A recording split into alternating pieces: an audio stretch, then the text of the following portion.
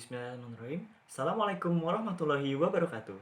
Saya Rizky Adi Maulana, mahasiswa program studi Teknik Komputer Angkatan 54 dengan NIM J3D117116, Sekolah Vokasi Institut Pertanian Bogor.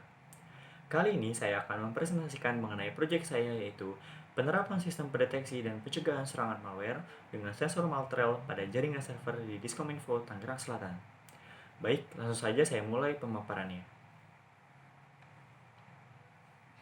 Latar belakang. Latar belakang dari tema proyek yang saya kaji terkait dengan kondisi dari sistem keamanan jaringan internet yang diakses oleh masyarakat Indonesia dan dunia. Dari hasil riset yang saya lakukan, berdasarkan media-media berita nasional dan internasional, Indonesia merupakan negara yang paling banyak diserang malware di Asia Tenggara. Hasil riset. Setelah saya melakukan riset terkait dengan permasalahan serangan malware yang tersebar di seluruh dunia, dilansir dari jurnal 2019 State of Malware oleh perusahaan antivirus Malwarebytes, sebanyak 71 juta malware yang menyerang sistem komputer perusahaan dan industri di seluruh dunia. Data ini meningkat tajam sebesar 79% dari data tahun sebelumnya, yaitu sebanyak 39 juta malware. Urutan jenis malware terbanyak pada tahun 2018 yaitu Trojan, hijacker, dan Riskware Tool. Kemudian, sebanyak 750 juta malware yang menyerang sistem komputer end user atau pengguna pribadi di seluruh dunia. Data ini menurun tipis sebesar 3% dari data tahun sebelumnya, yaitu sebanyak 775 juta malware. Jenis malware terbanyak pada tahun 2018 yaitu adware, Trojan, dan Riskware Tool. Ancaman malware berdasarkan negara. Berikut ini adalah 10 negara teratas dengan hasil pendeteksian malware pada business user beserta threat atau ancaman terbesarnya. Data yang dilansir dari 2019 State of Malware oleh Malwarebytes Labs, negara yang paling banyak diserang malware yaitu Amerika Serikat dengan threat terbesarnya yaitu information theft atau pencurian informasi pengguna. Selain itu, Indonesia juga menempati urutan ke-6 dengan ancaman malware terbesarnya, yaitu backdoors atau penyadapan. Selanjutnya, ini adalah 10 negara teratas dengan hasil pendeteksian malware pada end user beserta threat atau ancaman terbesarnya. Negara yang paling banyak diserang malware yaitu Amerika Serikat, dengan threat terbesarnya yaitu information theft atau pencurian informasi pengguna. Selain itu, Indonesia juga menempati urutan kedua dengan ancaman malware terbesarnya yaitu backdoors atau penyadapan. Penyebaran malware.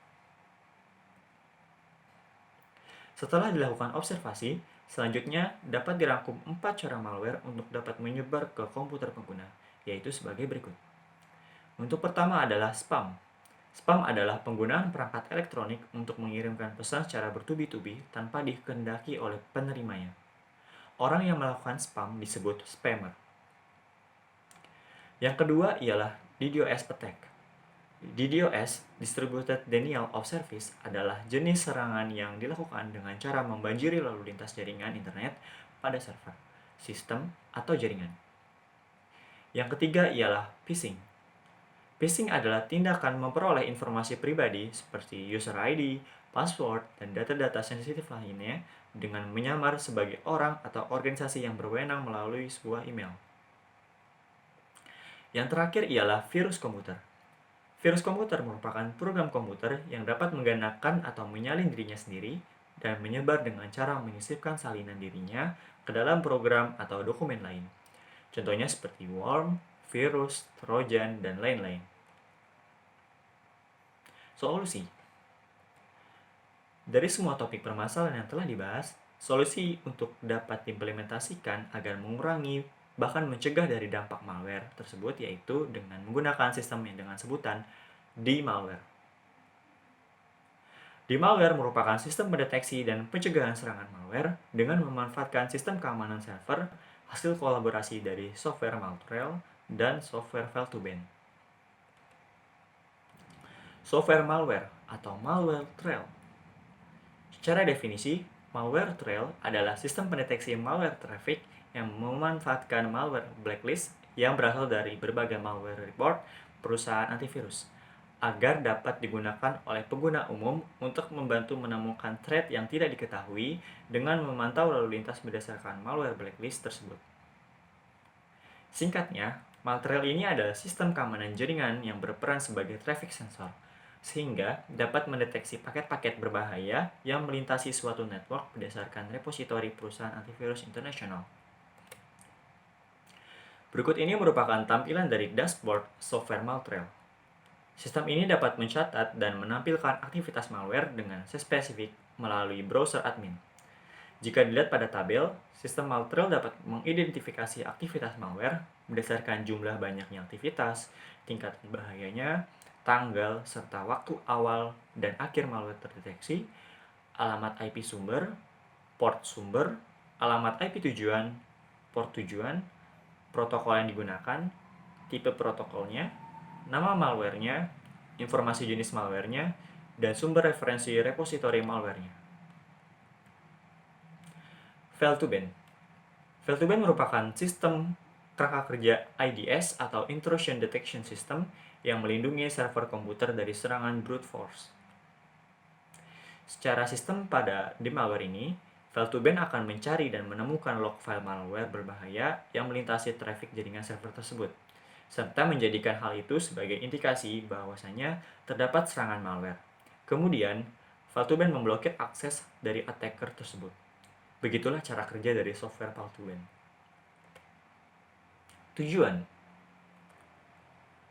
Tujuan dari sistem the malware. Ada 4 hal yang menjadi fokus tujuan dari sistem the malware, ialah sebagai berikut. Untuk yang pertama, mendeteksi paket-paket yang terindikasi dan terdeteksi sebagai malware berdasarkan repositori yang disediakan oleh sejumlah lembaga antivirus internasional. Yang kedua, mencegah aktivitas penyebaran malware dengan melakukan IP blocking terhadap sumber malware berdasarkan parameter intensitas serangan malware atau MAX-RETRI yang terdapat pada jail atau role Fail2ban. Yang ketiga, melaporkan status keadaan sistem dan IP yang diblokir oleh sistem melalui aplikasi Telegram secara real-time. Dan yang terakhir, menampilkan hasil laporan pemindaian data log traffic malware melalui browser secara real-time serta mengirimkan berkas laporannya ke email secara periodik yang ditetapkan oleh admin. Skema algoritma topologi jaringan. Ini merupakan tampilan dari skema topologi dari sistem Maltrail dan Fail2ban. Pada mekanisme ini, sistem Maltrail berperan sebagai sensor yang mendeteksi dan mencatat paket-paket yang melintasi jaringan server tersebut. Jika sensor Maltrail mendeteksi bahwa terdapat paket yang mengandung malware, paket tersebut akan dicatat oleh log file Maltrail, yang kemudian log file tersebut dikirim ke software network security firewall, yaitu Fail2ban. Fail2ban berperan sebagai IDS atau Intrusion Detection System yang melindungi server komputer dari serangan brute force. Implementasi. Komponen pembuatan server. Berikut ini merupakan tabel kebutuhan dari pembuatan sistem the malware. Skema prototipe topologi jaringan. Skema topologi ini merupakan simulasi topologi yang terdapat di Diskominfo Tangerang Selatan. Pada topologi ini, sistem the malware terletak pada bagian router core atau router inti sebagai filtering atau penyaring dan blocking atau pencegah. Berikut ini merupakan tampilan flowchart dari sistem the malware. Berikut merupakan desain dashboard sistem Maltrail pada web browser. Pada sisi kiri ini adalah tampilan login dari aplikasi Maltrail, sedangkan pada sisi kanan ialah penerapan extension browser pada browser Google Chrome bernama Auto Refresh pada halaman dashboard Maltrail. Rules dan status sinkronisasi sistem Fail2ban dengan Telegram. Sisi sebelah gambar kiri merupakan jail atau rule atau peraturan yang dibuat untuk pengintegrasian Fail2ban dengan Maltrail. Sedangkan sisi gambar di tengah merupakan status service Fail2ban dan jail bernama Maltrail yang telah aktif. Dan juga sisi gambar sebelah kanan merupakan notifikasi status keadaan sistem Fail2ban yang telah aktif serta laporan tersebut dikirim ke akun Telegram pengguna secara real-time.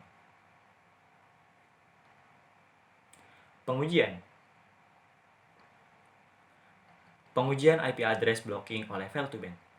Tabel ini merupakan tabel 4 domain yang akan diuji pada prototipe ini, yaitu domain HHGG3, Morpeth, Trololo, dan Facebook. Keempat domain tersebut akan diuji dengan cara simulasi akses ping. Alamat IP server yang diterapkan pada prototipe ini yaitu 10.10.10.1 dan prototipe address dari sistem Maltrel yaitu 8338. Alamat IP klien yang diterapkan pada prototipe ini yaitu 10.10.10.4. Gambar ini merupakan hasil dari uji coba akses ping yang dilakukan terhadap keempat domain tersebut. Hasilnya, domain HHG3, Morpeth, dan Trololo tercatat sebagai malware di dalam daftar blacklist repositori Maltrail. Sedangkan, domain Facebook tidak teridentifikasi oleh repositori Maltrail.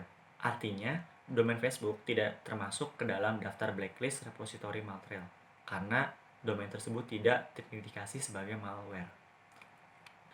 Pada gambar tersebut, jumlah events atau kejadian dari domain Trololo di ping flooding sebanyak 11 kali. Hal ini sudah melebihi dari batas max retry yang telah diatur sebelumnya pada jail atau rule di file to ban. Jika events melebihi batas max retry, akan terjadi blocking alamat IP, seperti pada gambar berikut. Gambar ini merupakan tampilan dari blocking alamat IP. Dapat dilihat, alamat IP klien yaitu 10.10.10.4 telah dibanet oleh sistem file to ban berdasarkan log file dari sistem Maltrail. Teknik ini untuk mencegah aktivitas brute force attack dari malware.